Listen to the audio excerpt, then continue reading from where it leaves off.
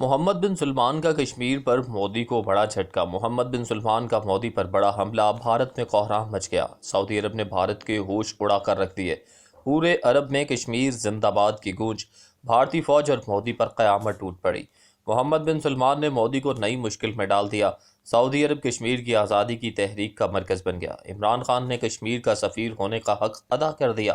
ساری دنیا میں کشمیر کی گونج، عالمی دنیا نے مودی اور بھارتی فوج کو دبوچ لیا۔ ناظرین، بھارت کی شامت آ گئی۔ محمد بن سلمان نے مودی پر قیامت برپا کر دی۔ سعودی عرب نے ساری پاکستانی قوم کے دل جیت لیے۔ خبر تیز چینل کی ویڈیوز دیکھنے کے لیے چینل کو سبسکرائب کر لیجئے اور بیل کے آئیکن پر کلک کیجئے تاکہ آپ ہماری تمام آنے والی ویڈیو سے باخبر رہ سکیں۔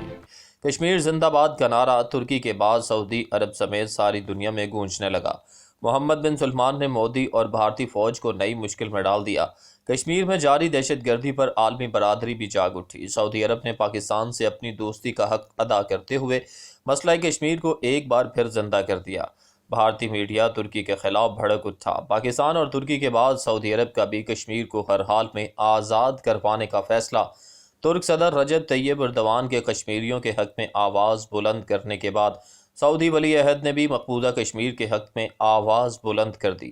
بھارت تشویش میں مبتلا ہو گیا۔ ناظرین، سعودی ولی عہد محمد بن سلمان نے مقبوضہ کشمیر سے آرٹیکل 370 کے خاتمے پر پاکستان کے موقف کی حمایت کی ہے۔ سعودی عرب اور پاکستان نے مقبوضہ کشمیر کے معاملے پر بھارت کے خلاف اتحاد بھی کیا، تاہم اس حوالے سے اب پورے سعودی عرب میں کشمیر کی آزادی کے لیے آوازیں اٹھنے لگی ہیں۔ بھارتی سیکیورٹی ایجنسیز کے مطابق پاکستان اور سعودی عرب کے دوستانہ تعلقات کی وجہ سے اب سعودی یونیورسٹیز میں بھارت مخالف اور کشمیر کی آزادی کے لیے تقریبات منعقد کی جا رہی ہیں۔ اس سے پہلے ترکی میں بھی کشمیر کی آوازیں بلند ہوئیں۔ ترک یونیورسٹیز میں بھی تقریبات منعقد کی گئیں۔ ترکی گزشتہ برس ستمبر میں مقبوضہ کشمیر کے معاملے کو اقوام متحدہ کی جنرل اسمبلی میں بھی اٹھا چکا ہے۔ بھارتی میڈیا کے مطابق یہ تقریبات ترکی میں پاکستانی سفارت خانے کے تعاون سے منعقد کی جا رہی ہیں، جبکہ پاکستان کے تعاون سے چلنے والی NGOs بھی ان تقریبات میں پیش ہیں۔ قبل ازیں سعودی وزارت خارجہ نے کہا کہ مقبوضہ کشمیر پر بھارتی اقدامات سے صورتحال مزید ابتر ہوئی۔ سعودی عرب کشمیر کے تنازع کا سیاسی حل چاہتا ہے۔ سعودی عرب نے کہا کہ مقبوضہ جموں و کشمیر کی خصوصی حیثیت ختم کرنے پر مبنی قانون کے اطلاق کو 1 سال مکمل ہونے کے بعد وہاں کی صورتحال مزید ابتر ہو چکی ہے اور علاقائی امن و استحکام کو بھی متاثر کیا ہے۔ سعودی عرب اس تنازع کے سیاسی حل کے لیے اقوام متحدہ کی طے شدہ قراردادوں پر عمل درآمد چاہتا ہے۔ اس سے قبل ترک صدر رجب طیب اردوان کے بھی کشمیر کی حمایت میں بیانات آ چکے ہیں۔ ترکی کا شروع سے موقف پاکستانی بیانیے کے مطابق رہا ہے۔ ترکی نے مظلوم کشمیریوں کے حق میں ہمیشہ آواز بلند کی ہے۔ طیب اردوان وقتاً فوقتاً کہتے رہے ہیں کہ کشمیری تنہا نہیں، ترک عوام ان کے ساتھ کھڑے ہیں۔ گزشتہ برس بھارتی وزیر اعظم مودی نے 5 اگست کے لاک ڈاؤن پر کشمیری عوام کے حق میں بیان واپس لینے کا مطالبہ کیا۔ انکار پر ترکی کا دورہ منسوخ کر دیا تھا۔ ناظرین، اس سے پہلے پاکستان نے اپنا نیا نقشہ جاری کیا تھا جس میں کشمیر کو پاکستان کا حصہ شامل کیا گیا ہے۔ عمران خان حکومت کی جانب سے جاری کردہ نقشے کی بھارت اور پاکستان میں موجود ایک تنظیم کو پہنچنے والی اصل تکلیف کا سبب یہ ہے کہ ریاست جوناگڑھ کو بھی پاکستان کے نقشے میں شامل کیا گیا ہے۔ آج اگر 73 برس بعد ہی صحیح کسی نے مقبوضہ کشمیر اور جوناگڑھ کو قومی نقشے میں شامل کر کے بھارت اور اسرائیل میں کھلبلی مچا دی ہے تو اس پر تکلیف تو ہونا ہی تھی۔ اس نقشے کے جاری ہوتے ہی ایک ٹولہ جو خود ساختہ جلاوطنی اختیار کرنے والوں کی طرح خود ہی اغوائی ہو جاتا ہے، اس نقشے کو میز پر پھیلا کر تمسخرانہ رقص کرنے لگ گیا۔ ISPR کے نغمے نے شاید ان لوگوں کو کوئی ذہنی اذیت پہنچائی ہے کہ انڈین لابی کے لوگوں نے سوشل میڈیا پر اس کا منظم طریقے سے تمسخر اڑانا شروع کر دیا۔ اپنے اغوا کے ڈرامے رچانے والے یہ وہی لوگ ہیں جو 27 فروری 2019 کو انڈین ایئر فورس کی گردن مروڑے جانے کے بعد بھارت کے ہم آواز ہو کر سرگوشیاں کر رہے تھے کہ بھارت نے پاکستان کا ایک F-16 گرا دیا ہے۔ یہ لوگ مان نہیں رہے۔ بھلا کہاں بھارت کی ایئر فورس اور کہاں یہ؟ الحمدللہ خدا نے ان سب سازشی نظریات پھیلانے والوں کا منہ بند کیا اور پاکستان نہ صرف تباہ شدہ MiG-21 کا ملبہ منظر عام پر لایا بلکہ ایک بھارتی پائلٹ کو بھی قیدی بنا لیا۔ بھارت کا F-16 گرانے کا دعویٰ ہنوز دعویٰ ہی ہے جس کا نہ کوئی ثبوت ہے اور نہ ہی کوئی حقیقت ہے۔ ناظرین، پاکستان کے نئے قومی نقشے کا اجرا کوئی معمولی بات نہیں۔ دیکھتے چاہیے کہ اس کے جلد ہی دورس اثرات مرتب ہوں گے۔ پاکستان کی جانب سے جاری کردہ نئے نقشے میں کشمیر یعنی کہ وہ علاقہ جو انڈیا کے قبضے میں ہے کو متنازع علاقہ ظاہر کیا گیا ہے، جبکہ وہ علاقہ جو پاکستان کے زیر انتظام ہے اسے آزاد جموں و کشمیر کا نام دیا گیا ہے۔ وزیر خارجہ شاہ محمود قریشی نے قومی سطح پر براہ راست نشر کی جانے والی ایک تقریب سے خطاب کے دوران کہا تھا کہ اس نقشے کے ذریعے ہم نے ان کے یعنی کہ انڈیا کے غیر قانونی قبضہ کو چیلنج کر دیا ہے اور اس نقشہ پر اپنا دعویٰ جتا دیا ہے۔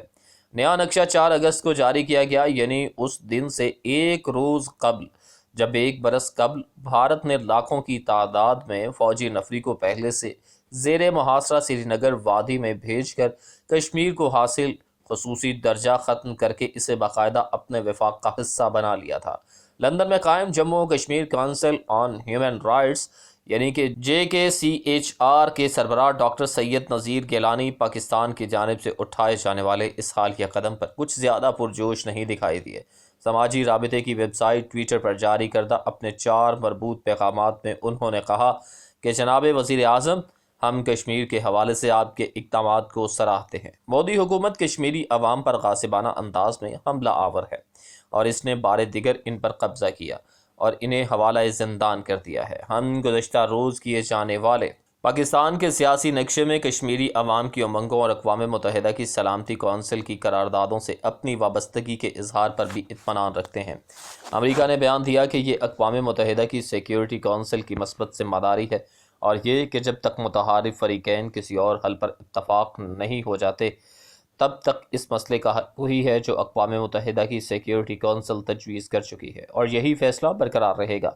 نیا سیاسی نقشہ مندرجہ بالا رد عمل سے متناسب نہیں ہے۔ اس مسئلے کے حل کی تجاویز فرانس کی جانب سے اقوام متحدہ کی سلامتی کونسل کے 539ویں اجلاس، ہالینڈ کی جانب سے 566ویں اجلاس، چین کی جانب سے 765ویں اجلاس، کینیڈا کی جانب سے 235ویں اجلاس، ارجنٹائن کی جانب سے 240ویں اجلاس اور امریکہ کی جانب سے 768ویں اجلاس میں بیان کی جا چکی ہیں۔ وزیر اعظم عمران خان کو اب برق رفتاری اور انتہائی تیاری سے سفارتی محاذ پر پاکستان کے اس نئے نقشے کی وضاحت اور اس کے اقوام عالم میں قبولیت کے لیے میدان عمل میں اترنا ہوگا۔ یقیناً بھارتی ایجنٹ ان کی راہ میں کانٹے بچھانے کی بھرپور کوشش کریں گے، لیکن انہیں ان سب کوششوں کو پاؤں تلے کچل کر اپنے اس مشن پر آگے کی طرف بڑھنا ہوگا، کیونکہ بھارت 5 اگست 2019 کو آرٹیکل 370 اور 35A کو ختم کر کے جبری طور پر کشمیر کی حیثیت تبدیل کر چکا ہے۔ عمران خان نے بھارت کے قدموں کے نیچے سے قالین کھسکا کر اسے جواب دیا ہے۔ تاریخ اوراق میں وہ ہمیشہ کے لیے محفوظ ہو چکا ہے۔ ناظرین، ان حالات میں مسئلہ کشمیر پر